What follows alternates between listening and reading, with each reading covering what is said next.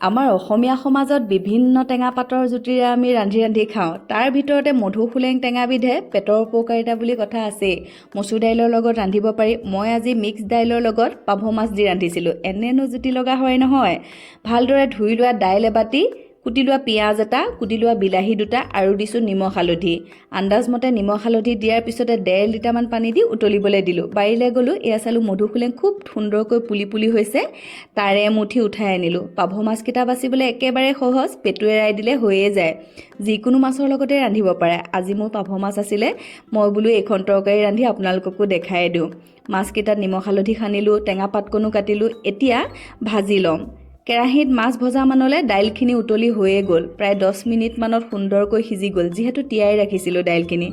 কেৰাহীত অকণমান তেল গৰম কৰি ল'লোঁ, কালজিৰা, মিঠি আৰু দিছোঁ শুকান জলকীয়া এটা। সেইখিনি ফোৰণ দি দিলোঁ টেঙা পাতকণ।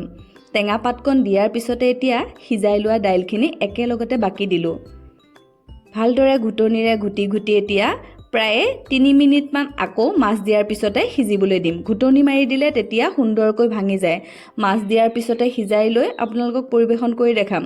যদি এইখন ব্যঞ্জন এনেকৈ ৰান্ধি খোৱা নাই, খাবচোন। গৰম দিনত এনেকুৱা এখন তৰকাৰী পালে আৰু ভাতৰ কাষত কি লাগিছে নহয়নে? দুপৰীয়া সাজত যি থাকে সদায় আপোনালোকক পৰিৱেশন কৰোঁ। আজিনো গৰমৰ টেঙা তৰকাৰীকণ আপোনালোকক পৰিৱেশন কৰি নেদেখালে হ'বনে? আমি কিন্তু খালোঁ, বহুত বেছি সোৱাদ ভৰা। আপোনালোকেও খাব।